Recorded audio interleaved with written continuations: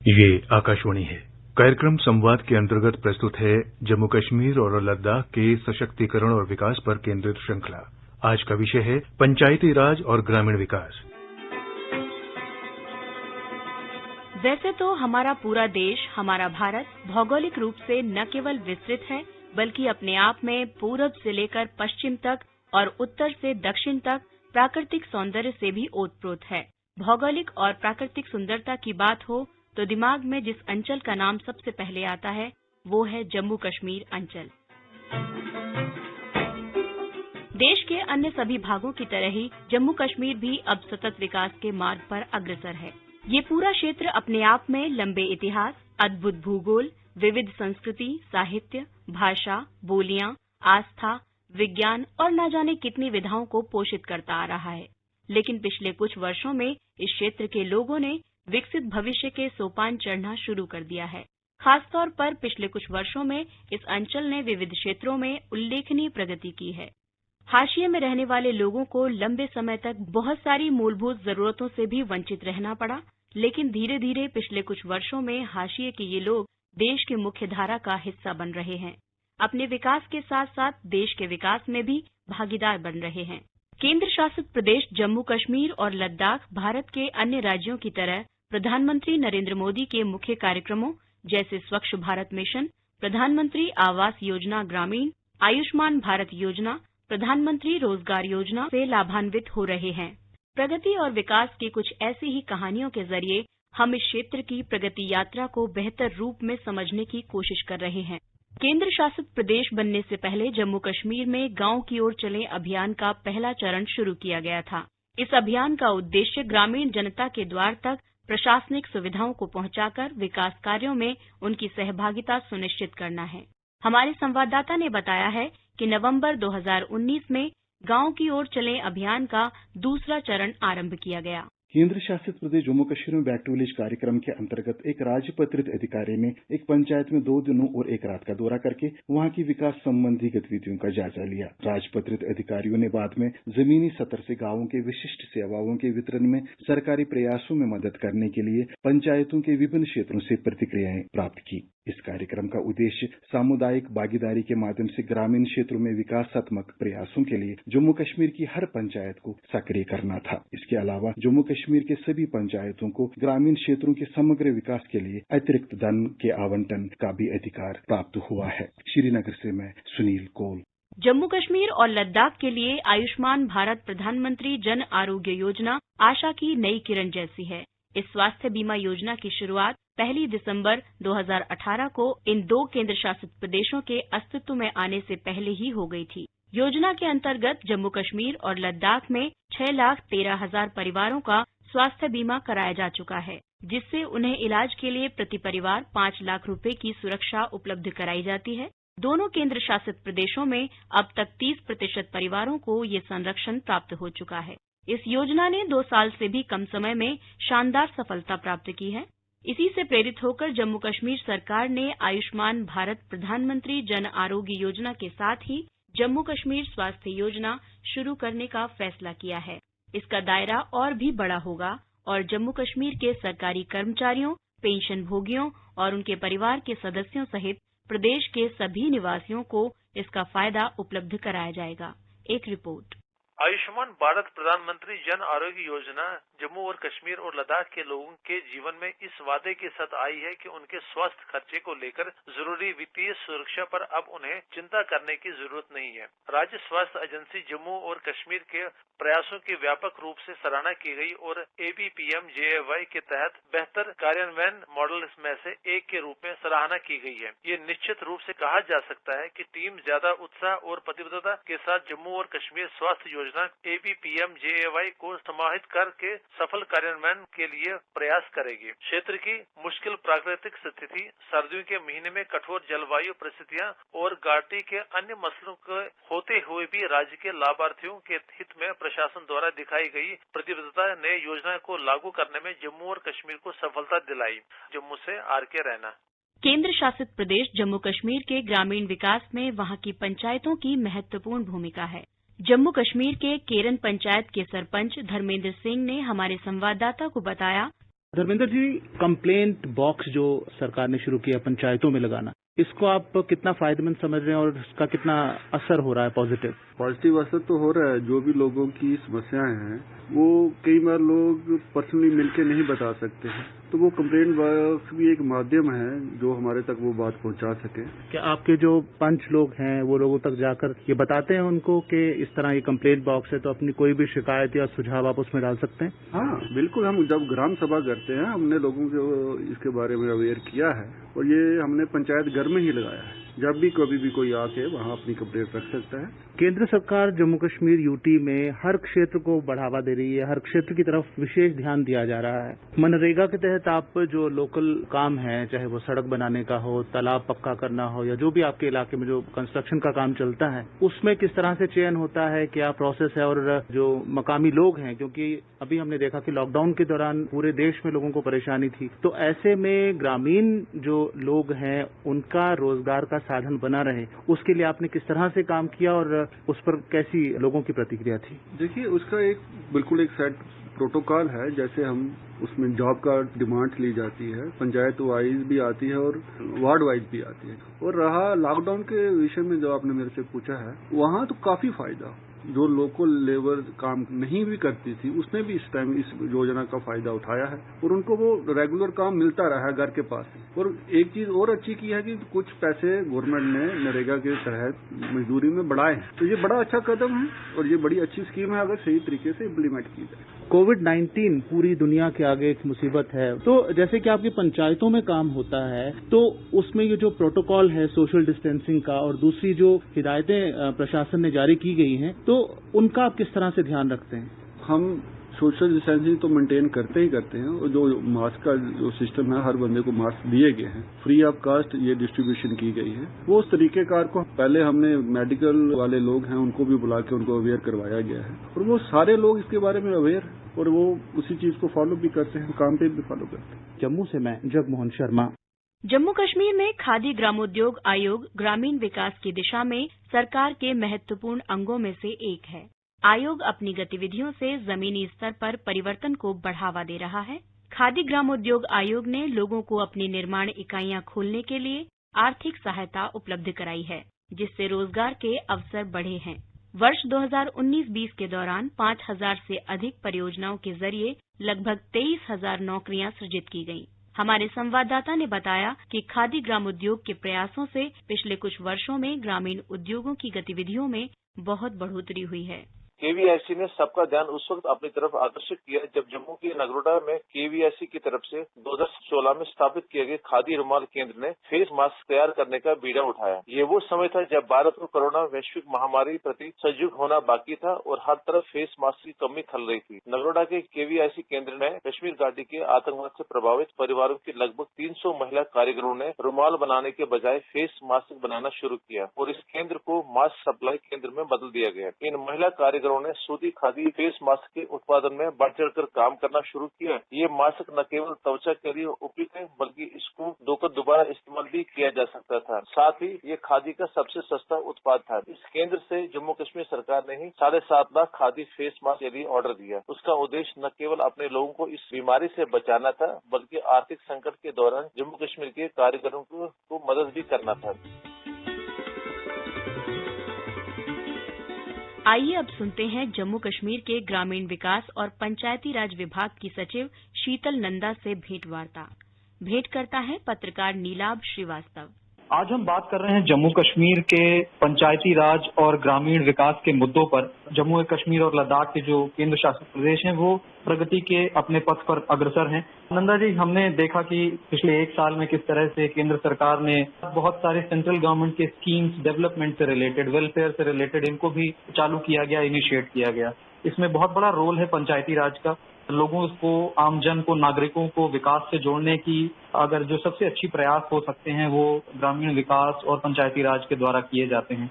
अभी हाल ही में हम पढ़ रहे थे कि आपने एक अचीवमेंट का एक डॉजियर भी आपने अपनी तरफ से रिलीज किया है, जिसमें आपकी योजनाएं क्या थी, उनका क्रियान्वयन कैसे किया और क्या उपलब्धियां रही इस पूरे 1 साल में, 19-20 में इसको आपने परिलक्षित किया था। आपसे जानना चाहेंगे सबसे पहले कि क्या योजनाएं हैं, कैसा रहा ये 1 साल Jammu Kashmir as a union territory और किस तरह के डेवलपमेंट्स को आपने इनिशिएट किया, और उसके बाद आपसे बात करेंगे उपलब्धियों। ये जो यूनियन टेरिटरी बनने के बाद का जो सफर है, एक्चुअली इसकी तैयारी कुछ महीने पहले से ही आप कह लें कि जब से गवर्नर रूल और प्रेसिडेंट रूल लगा था तभी से शुरू हो गई थी हमारे डिपार्टमेंट की तरफ से कि हमने पंचायत के इलेक्शंस करवा दिए थे दिसंबर में, और जितनी उनको पावर्स देने के लिए जो जो अमेंडमेंट्स जरूरी थी एक्ट में, जिसकी वजह से फिर 73rd अमेंडमेंट का जो जो प्रावधान है और जो जो उसके तहत हमें करना है वो हम कर पाए, वो हम सारा अपने एक्ट में सारी अमेंडमेंट्स ले आए थे। क्योंकि हमारी तैयारी ऐसी पूरी थी, तो उसके बाद जब और फर्दर हमने प्रोग्रेस किया तो हमारे यहाँ पंचायतें ना होने की वजह से 4 साल से हमारे पास 14 फाइनेंस कमीशन की ग्रांट्स नहीं आई थी। जैसे ही पंचायतें हमारे यहाँ गठित हो गई तो सेंट्रल गवर्नमेंट ने वो हमें रिलीज कर दी। तो वो अप्रोक्सीमेटली जो 1400 करोड़ से ज्यादा जो पैसा आया है यूटी को, वो उनको नीचे छोड़ दिया गया है। उसके साथ साथ हमने ये डिसाइड किया था कि बहुत सारी स्कीम्स, इम्पोर्टेंट स्कीम्स जो है वो सीधा पंचायतों को दे दी जाएंगी, जैसे कि बच्चों की जो मिड डे मील की स्कीम है और जो आईसीडीएस की आंगनवाड़ी की स्कीम है और जो नरेगा है, ये सारी सीधा पंचायतों को दे दी जाए, क्योंकि ये हमारे लोगों के, गांव के लोगों के बच्चे हैं जो स्कूल जाते हैं तो उनको वही लोग खाना खिलाए बनाकर, और जो आंगनवाड़ी में जाते हैं वो भी वहीं की औरतें और बच्चे और लड़कियां, तो उनका ख्याल भी वो खुद ही रखें। और नरेगा तो आपको पता ही है कि होता ही गांव वालों के लिए है और पंचायतों के लिए है, तो खुद ही प्लान बनाए, खुद ही काम करवाएं और खुद ही फिर उसकी पेमेंट भी करें। इसी मंशा के साथ ये 14th FC का पैसा, मिड डे मील का पैसा, आईसीडीएस का पैसा और नरेगा का पैसा उनको ट्रांसफर कर दिया गया है। और इंटरेस्टिंग जो एक स्कीम हम देख रहे थे, शायद आपने इनिशिएट किया है, वो है बैक टू विलेजेस, गांव की ओर। इसमें शायद ऐसा प्रावधान है कि एक गस्टेड अफसर जाएंगे विलेजेस में, गांव में, और वहां पर रहेंगे और साथ में लोगों की जो जनसामान्य की जो समस्याएं हैं उसके बारे में वो रूबरू होंगे। थोड़ा सा इसके बारे में विस्तार से बताएं। ये बैक टू विलेज का जो हमारा प्रोग्राम है, ये एक्चुअली अब तक 2 इसके फेजेस हो चुके हैं।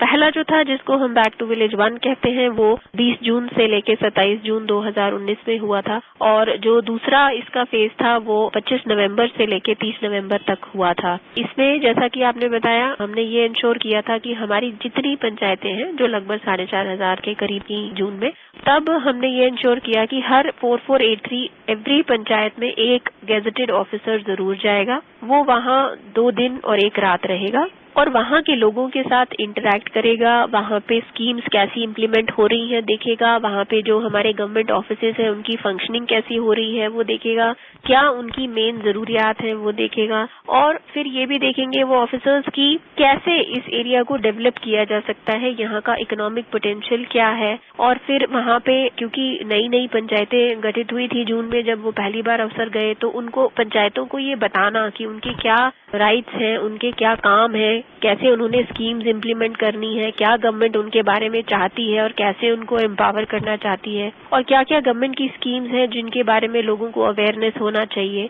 तो ये सारा उनको काम दे के, मैंडेट दे के इन पंचायतों में भेजा गया था। और ये अफसर वहाँ, जो सच बात है कि इतने ज्यादा इन्वॉल्व हो गए हमारे ऑफिसर्स की, कई लोग तो 2 दिन 1 रात रहने की बजाय और बड़ा टाइम वहाँ रह के स्पेंड करके लोगों के साथ बातचीत करके उनके रियल प्रॉब्लम्स जो ग्राउंड पे हैं वो समझ के फिर ऑफिस में आए। तो इससे दोनों को फायदा हुआ, पंचायतों को भी और ऑफिसर्स को भी, तक क्योंकि एक विजन मिलता है एक अफसर को जब वो फील्ड में जाता है कि क्या जरूरियात है एक्चुअली लोगों की। और जब इसका फेज 2 हुआ नवंबर में, तो हमने ऑफिसर्स को इस मैंडेट के साथ भेजा कि जाइए देखिए जो आप बैक टू विलेज 1 में देख के आए थे, क्या उससे कुछ इम्प्रूवमेंट हुआ है, क्या आगे कुछ काम बढ़ा है, क्या लोगों की अवेयरनेस अब पहले से ज्यादा है, क्या गवर्नमेंट ऑफिसर्स अब ज्यादा कोऑपरेट कर रहे हैं पंचायतों के साथ, समझ रहे हैं उनके राइट्स को, कैसे उनको हेल्प करना है फंक्शनिंग में, और एक उनकी इनकम बढ़ाने के लिए क्या क्या और efforts, specially agricultural farm income बढ़ाने के लिए और क्या क्या एफर्ट्स किए जा सकते हैं। तो ये मैंडेट्स देके इनको भेजा गया था and it was a huge success. लोगों ने बहुत ही खुशी से इन ऑफिसर्स का वेलकम किया, बोथ द टाइम्स, पहले भी और दूसरे फेज में भी, और अपनी उनको खाली परेशानियां नहीं बताई बल्कि उनको फुल कोऑपरेशन भी दिया। एंड हमारे ऑफिसर्स ने भी एक तरह से इन पंचायत को अडॉप्ट कर लिया, क्योंकि वही अफसर जो पहली बार जिस पंचायत में गया था वो दूसरी बार भी उसी पंचायत में गया, तो वो एक तरह से उसी अफसर की ही पंचायत बन गई और वो वहीं पे उन्होंने अडॉप्ट कर लिया और उसके लिए लगातार कोशिश करते रहते हैं कि कुछ हो। जी हाँ, ये कंटिन्यूटी एक मिली उस सब्जेक्ट में। आपने एक शब्द का इस्तेमाल किया, इकोनॉमिक पोटेंशियल हम देख रहे हैं रीजन का किस तरह से, क्या एसेट्स या किस तरह के बेनिफिट्स हैं आपके जम्मू कश्मीर की पंचायतों के और ग्रामीण विकास में, और किस तरह के चैलेंजेस हैं जो आपको फेस करने पड़ते हैं, आपको देखने पड़ते हैं? जम्मू कश्मीर में पंचायतों का अलग अलग जगह का अलग अलग रीजन का अपना अपना पोटेंशियल है। कुछ पंचायतों का पोटेंशियल एग्रीकल्चर है, कुछ पंचायतों का पोटेंशियल टूरिज्म है, कुछ पंचायतों का potential animal husbandry, horticulture. Every place has its own unique potential, और यही इस शायद यूटी की पहचान भी है कि इतने ही एरिया में इतना ज्यादा वेरिएंस है कि हर जगह का अपना एक आइडेंटिफिकेशन है, अपनी एक आइडेंटिटी है, तो वो अलग अलग हर जगह का है। और इसीलिए जब हमने दूसरी बार अफसरों को भेजा था तो हमने कोशिश की थी कि वो एग्रीकल्चर, हॉर्टिकल्चर और एनिमल हस्बेंड्री और इन सब चीजों पे थोड़ा और ध्यान देखें कि वहाँ स्कीम्स इम्प्लीमेंट हो रही है कि नहीं हो रही है, इंडिविजुअल बेनिफिशियरी स्कीम्स, और कैसे हम इनको इम्प्रूव कर सकते हैं। और हमारी ये कोशिश है, क्योंकि कोविड वगैरह के चलते थोड़ा तो स्लो हो गया प्रोसेस, वरना कोशिश यही है कि जो भी बैक टू विलेज 1 और बैक टू विलेज 2 में जो फीडबैक आया है उस पे आगे काम किया जाए, और इसको एक रेगुलर प्रोसेस बनाना चाहते हैं। कोशिश करेंगे कि बैक टू विलेज 3 भी कंडक्ट हो, 4 भी, 5 भी, और ये प्रोसेस चलता रहे। प्रधानमंत्री के डेवलपमेंट पैकेज की हमने बात सुनी थी, जो एलोकेशन होता है इसके अंतर्गत वो शायद 27% का एक्सपेंडिचर था, जिसे अब हमने बढ़ा के अराउंड 50% से 50% के आसपास किया है। कई सारे प्रोजेक्ट 17 से 20 प्रोजेक्ट हैं जो कंप्लीट हुए हैं। तो हम जानते हैं नरेगा आपने मेंशन किया था, ये और भी जो केंद्र सरकार की कई स्कीम्स थी जो शायद बाइफरकेशन ऑफ द स्टेट के बाद जब यूटीज बन गए इसके बाद इम्प्लीमेंट होने चालू हुए, तो उनके बारे में थोड़ा सा विस्तार से हमारे श्रोताओं को बताएं।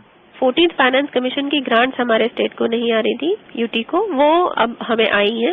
एक मेजर चंक है जो हमारे रूरल एरियाज में डेवलपमेंट के लिए गया है, जिससे आज वो अपनी हर लोकल डिमांड को मीट कर सकते हैं। पंचायतों को 50 लाख से 1 करोड़ तक का पैसा भी गया है, तो वो आज अपनी छोटी छोटी डिमांड्स, अपनी गलियां, नालियां, क्रिमेशन ग्राउंड्स, अपने बरियल ग्राउंड्स, बेथिंग घाट, जो वो बनाना चाहते हैं, bus stand, whatever they want to build, वो आज अपनी छोटी छोटी डिमांड्स जो हैं वो खुद पूरी कर सकते हैं। उनको किसी डिपार्टमेंट के पास जाके ये कहने की जरूरत नहीं है कि हमें इसके लिए फंड्स चाहिए या कोई मदद चाहिए, वो पैसा उनके पास अवेलेबल है। दूसरा, नरेगा तो हमारी मेजर स्कीम है ही, it is a big scheme of the rural development department. ये भी डायरेक्टली अब पंचायत को दे दी गई है, जिसमें अब वो पेमेंट्स भी खुद करते हैं। सो प्लानिंग की प्रोसेस भी उनको दी गई है कि खुद प्लान करें, देखें क्या काम करना चाहते हैं, और फिर उसकी इम्प्लीमेंटेशन भी उन्हीं के हाथ में है, खुद ही करते हैं वो लोग। And finally they will pay themselves, और वो खुद ही उसका ऑडिट भी करेंगे, सोशल ऑडिट भी करेंगे, ये देखने के लिए कि हमारे यहाँ पे जो काम होने थे वो ठीक हुए या नहीं हुए। एंड सिमिलरली जितनी भी इंडिविजुअल बेनिफिशियरी ओरिएंटेड स्कीम्स हैं, उनमें पंचायतों को ही आइडेंटिफिकेशन ऑफ बेनिफिशियरीज का राइट दिया गया है। उनको कहा गया है हर डिपार्टमेंट को कि जो भी आपने बेनिफिशियरी ओरिएंटेड स्कीम्स के लिए किसी बेनिफिशियरी को जब आइडेंटिफाई करना है तो आप ग्राम सभा और पंचायतों को इन्वॉल्व करेंगे और उनसे लेंगे। एक इम्पोर्टेंट स्कीम स्वच्छ भारत की है, पूरे राष्ट्र में चल रही है। प्रधानमंत्री नरेंद्र मोदी ने इसे देश में लॉन्च किया था। कहीं मैं ऐसा पढ़ रहा था कि ओपन डेफिकेशन फ्री की तरफ भी हमारा बहुत प्रायोरिटी एरिया है, उस पर कैसा काम कर रहे हैं आप लोग? JNK यूटी जो है वो ओपन डेफिकेशन फ्री है, लेकिन इसमें मैं यही कहूंगी कि ओपन डेफिकेशन फ्री होना कोई आसान काम नहीं है। इसमें बहुत लोगों का योगदान होता है, और स्पेशली कम्युनिटी और पंचायतों का और लोगों का योगदान होता है, क्योंकि हम टॉयलेट्स तो बनवा सकते हैं लेकिन उनको यूज करना तो लोगों के ही हाथ में है। तो अभी जो बचे हुए घर हैं जिनको हम लेफ्ट आउट बेनिफिशियरीज कहते हैं, उनके टॉयलेट्स अभी बन रहे हैं, लेकिन अब हम कोशिश कर रहे हैं कि हम ODF से ODF प्लस की तरफ जाए, जो कि अब गवर्नमेंट ऑफ इंडिया ने भी मैंडेट हमें दिया है, जिसमें वेस्ट मैनेजमेंट और ग्रे वाटर मैनेजमेंट और फीकल स्लज मैनेजमेंट और use of toilets, maintenance of toilets, इन सब चीजों पे ध्यान दिया जाए। और जो टेक्नोलॉजी यूज हुई है टॉयलेट कंस्ट्रक्शन में वो ठीक है कि नहीं है, तो इन सब चीजों की तरफ हम थोड़ा अब ध्यान देना चाहते हैं, जिसके लिए हमने कोशिश की है कि पंचायतों को जिस लेवल तक हो सके इन्वॉल्व करें। कोविड आने से पहले हमने यूनिसेफ के साथ मिल अपने अराउंड 30 सरपंचेस की ट्रेनिंग भी कराई थी, जिनको हमने मास्टर ट्रेनर्स बनाया है। अब क्योंकि कोविड के चलते हम गैदरिंग्स नहीं कराते हैं, तो अभी आगे की लेवल की ट्रेनिंग्स नहीं हुई, बट इन्हीं को इन्वॉल्व करके और हम इस जर्नी में आगे जाना चाहते हैं। मैं आपसे शिक्षा के प्रचार प्रसार के लिए हमारे पंचायतों में और ग्रामीण इलाकों में union territory of Jammu Kashmir में काम किया, तो पहले आप अपने खेल कूद के मैदान के बारे में बताएं। जो प्रोग्राम है एक गवर्नमेंट का खेलो इंडिया वो तो स्पोर्ट्स डिपार्टमेंट देखता है, लेकिन जो रूरल डेवलपमेंट डिपार्टमेंट है एंड पंचायती राज, इसमें हमने एक last year also we decided कि हम लोग प्ले ग्राउंड्स बनाने पे, प्ले फील्ड्स बनाने पे थोड़ा सा ध्यान देंगे, ताकि गांव में जहां बच्चे खेलना चाहते हैं और उनके पास इतने साधन नहीं होते हैं अपना टाइम स्पेंड करने के लिए, कोई मनोरंजन के, कोई एंटरटेनमेंट के, वो खेलना चाहते हैं शाम को इकट्ठे होके या सुबह, तो उनके पास कुछ जगह होनी चाहिए। तो हमने लास्ट 2 साल में इस पे थोड़ा एम्फेसिस देके लगभग 1200 प्लेग्राउंड पूरे स्टेट में, यूटी में बनाए हैं, जिसमें से अराउंड 850 जो है वो 2019-20 में ही बने हैं, 75% के करीब। और ये इसमें से ज्यादा हमने कोशिश की कि हम कश्मीर डिवीजन में और भी ज्यादा बनाएं, ताकि वहाँ पे जो बच्चों को एक पॉजिटिव चैनल मिले अपनी एनर्जी डाइवर्ट करने का और वो खेल कूद में अपना टाइम बिताएं। तो इस तरह से हमने कोशिश की कि जितने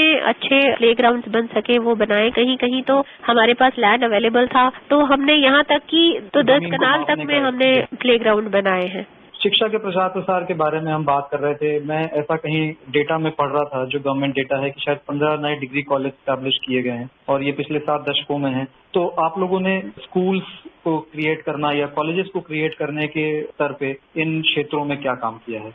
नए डिग्री कॉलेजेस सरकार ने खोले हैं, क्योंकि जेएनके की टोपोग्राफी ऐसी है कि कहने को कोई कहेगा कि एक डिस्ट्रिक्ट है, बट उसी डिस्ट्रिक्ट में इतना डिस्टेंस होगा एक जगह से दूसरी जगह जाने का, because of the hilly region being involve. हमारे रूरल डेवलपमेंट ब्लॉक्स हैं जो एक ही डिस्ट्रिक्ट में, डिस्ट्रिक्ट हेडक्वार्टर से उस ब्लॉक में जाने में आपको 2 दिन पैदल लग जाते हैं। तो इस तरह की जब जगहें हैं यहाँ पे, तो there was a huge demand कि बच्चे हर बार डिग्री कॉलेज नहीं पहुंच पाते हैं, तो उनकी पढ़ाई रह जाती है, खासकर रूरल एरियाज में। हर बार सिटी नहीं पहुंच पाते हैं, जम्मू नहीं जा सकते, श्रीनगर नहीं जा सकते हमेशा पढ़ने के लिए। तो इसको ध्यान में रखते हुए ये नए डिग्री कॉलेजेस जो है वो गवर्नमेंट ने सैंक्शन किए हैं कि बच्चों की पढ़ाई नहीं रुकनी चाहिए और वो एक लेवल ऑफ, जिसको हम कहते हैं कि कम से कम ग्रेजुएशन करें और एक अपना अटेन करें लाइफ में, एक लेवल ऑफ एजुकेशन, वो वहां पहुंच सके। अभी आप सुन रहे थे जम्मू कश्मीर के ग्रामीण विकास और पंचायती राज विभाग की सचिव शीतल नंदा से भेंटवार्ता। भेंटकर्ता थे पत्रकार नीलाभ श्रीवास्तव।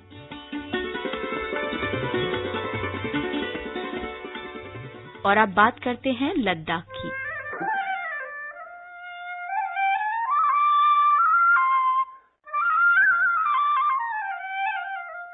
केंद्र शासित प्रदेश बनने के बाद लद्दाख में सरकार की विभिन्न योजनाओं को लागू किया गया। इन योजनाओं से विभिन्न पंचायतें लाभान्वित हो रही हैं, जिसमें गांव की ओर चले अभियान भी शामिल है। ब्यौरा हमारे संवाददाता से। बैक टू विलेज योजना के तहत अधिकांश परियोजना करगिल में जल संरक्षण और भूजल संचयन पर केंद्रित है और सर्दियों के दौरान अपाशित जल के उपयोग करने के लिए ध्यान केंद्रित किए जा रहे हैं। करगिल में विशेष रूप से अपातित सिल्मो संडो आदि ऐसे ग्रामीणों को आइस स्तूप के अवरोधना पर केंद्रित ग्लेशियर विकसित किए गए थे। आर्टिफिशियल ग्लेशियर का परिणाम जो बैक टू विलेज स्कीम के तहत बनाए गए थे, ग्रीष्मकाल में देखा गया था, जब आपाती के लोग जो सूखे से बुरी तरह प्रभावित हैं वे लाभान्वित हुए और उन्होंने आसानी से अपनी फसल काट ली।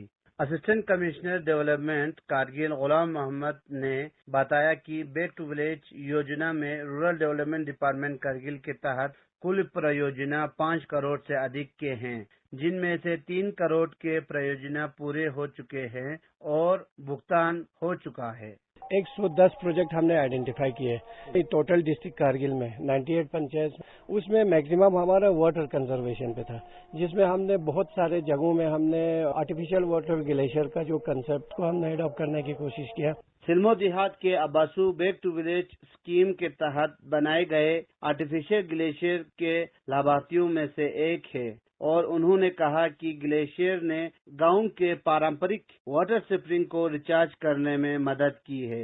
हमारे लिए बहुत ही फायदेमंद रहा, जिससे हमारे जो नीचे के जो चश्मे थे उनमें पानी जो है ज्यादा बढ़ गया। कारगिल यूनियन टेरिटरी लद्दाख से इनायत अली।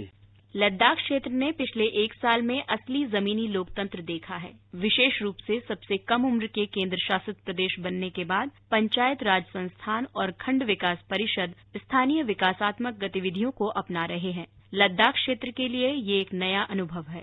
एक रिपोर्ट। यूनियन टेरिटरी बनने के बाद तुरंत प्रशासन ने लेह में पंचायत सरपंचों का साथ एक संवादात्मक सत्र की थी। खासतौर पर केंद्र द्वारा महात्मा गांधी की 150वीं जयंती के उपलक्ष्य में स्थानीय मुद्दे और आवश्यकताओं को बेहतर समझ रखने के लिए बैक टू विलेज कार्यक्रम के तहत गाँवों का दौरा करने के लिए अधिकारियों को आदेश दी गयी। तदनुसार विभिन्न विभागों के अधिकारी राजस्व गाँव में रुके थे। जिन अधिकारियों ने बैक टू विलेज कार्यक्रम में भाग लिया है, उन्होंने विभागीय वार रिपोर्ट प्रस्तुत की है। वार्षिक कैपेक्स बजट में आवंटन की योजना बनाने के लिए लद्दाख ऑटोनोमस हिल डेवलपमेंट काउंसिल के लिए यह रिपोर्ट कार्यक्रमों और विकास गतिविधियों को बनाने के लिए महत्वपूर्ण हो गई है। दूसरी ओर पंचायत सरपंच भी सक्रिय हो गए हैं, क्योंकि वे अपने गांव के विकास की कार्यवाही में खुद को मुख्य भूमिका निभाते हुए नजर आए हैं। एक इंजीनियरिंग स्नातक जो पूर्व लद्दाख में एक सीमावर्ती ब्लॉक के गांव कुंगियम पंचायत सरपंच के रूप में चुने गए सुश्री रिगजिन एंगमो ने अपने अनुभव और परिवर्तन को साझा किया है। टू विलेज प्रोग्राम यहाँ पे हमारे गांव में भी हुआ है। पहली बार हमने देखा है कि नॉर्मली क्या होता है, कुछ भी इश्यूज गांव में होता है, प्रॉब्लम होता है, डेवलपमेंट का इश्यूज होता है, तो हमें खुद ऑफिस जाके वहाँ पे जाना पड़ता है। तो इस बार क्या अच्छा हुआ कि बैक टू विलेज प्रोग्राम में ऑफिसर्स खुद हमारे गांव में आके गांव वालों के साथ टाइम स्पेंड करके गांव में जितने भी इश्यूज है, जो भी डेवलपमेंट इश्यूज है, प्रॉब्लम्स है, उनके बारे में उन्होंने पूछ के आगे आने वाले दिनों में जितने भी प्लानिंग रखना है तो वो सब रख के उन्होंने हमारे साथ टाइम बिताया है। ये एक अच्छा स्टेप गवर्नमेंट की तरफ से मैं मानता हूँ। और साथ ही साथ में मैं ये भी उम्मीद रखता हूँ कि जितना भी मतलब हमने प्लानिंग दिया है ऑफिसर्स के सामने, तो उसको ग्राउंड लेवल पे प्रैक्टिकली अगर कंप्लीट हो तो मुझे लगता है कि हमारे गांव में बहुत सारे डेवलपमेंट होगा। पंचायत और ब्लॉक दोनों स्तरों पर स्थानीय प्रशासन के लिए एक पता देने के लिए प्रशासन ने बुनियादी ढांचे के निर्माण पर ध्यान केंद्रित किया है। लेह से रमेश चंद्रा। केंद्र शासित प्रदेश लद्दाख अपने प्राकृतिक सौंदर्य और सांस्कृतिक मूल्यों की अमूल्य धरोहर के लिए जाना जाता है। लद्दाख की इन्हीं विशेषताओं के बारे में वरिष्ठ पत्रकार विजय क्रांति ने आकाशवाणी से अपने विचार साझा किए। देखिए, लद्दाख बहुत मायनों में बाकी पूरे भारत से अलग है। ये बर्फ का इलाका है, इसे बर्फ का रेगिस्तान भी कहते हैं, और जो संस्कृति के मामले में ये इलाका बहुत ही रिच है। तो अब ये मौका है जब लद्दाख की जो अपनी संस्कृति है, लद्दाख की जो अपनी खूबसूरती है, वहाँ की जो प्रकृति की देन है, वहाँ की जड़ी बूटियां हैं, वहाँ की वनस्पति है, वहाँ की धूप है और वहाँ की जो तूफान है, वो सब ऊर्जा के स्रोत हैं। वहाँ के जो मेले हैं, वो भले ही हेमिस का मेला हो, कारगिल में लगने वाले मेले हों, ज़ांस्कार के मेले हों, और बहुत सारे जो दूसरे जो त्योहार वहाँ चलते हैं, सिंधु दर्शन है, ये सब अपने आप में बहुत इतनी शक्ति रखते हैं कि पूरे भारत को और पूरी दुनिया को अपनी ओर आकर्षित कर सके। लद्दाख की एक और खूबसूरती है वहाँ का संगीत।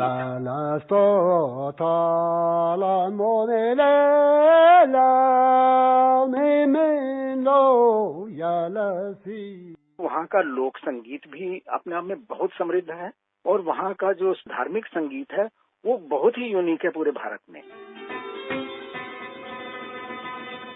संक्षेप में कहें तो ग्रामीण विकास ग्रामीण अर्थव्यवस्था के सर्वांगीण विकास की व्यवस्था है, जिसमें सबसे ज्यादा बल ग्रामीणों के सामाजिक आर्थिक उन्नयन पर है।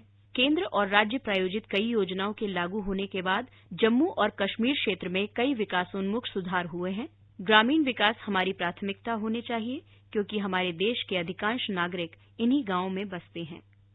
इसके साथ ही संवाद का ये अंक यहीं समाप्त होता है। नमस्कार। कार्यक्रम संवाद के अंतर्गत आप सुन रहे थे जम्मू कश्मीर और लद्दाख के सशक्तिकरण और विकास पर केंद्रित श्रृंखला। आज का विषय था पंचायती राज और ग्रामीण विकास। ये कार्यक्रम आकाशवाणी के समाचार सेवा प्रभाग द्वारा प्रस्तुत किया गया। इसे आप हमारे mobile app news on AIR पर भी सुन सकते हैं। इस कार्यक्रम के संबंध में अपनी प्रतिक्रिया आप हमें ईमेल कर सकते हैं। पता है airnsgtalks@gmail.com। ये कार्यक्रम फिर से सुनने के लिए लॉग ऑन करें हमारी वेबसाइट newsonair.com।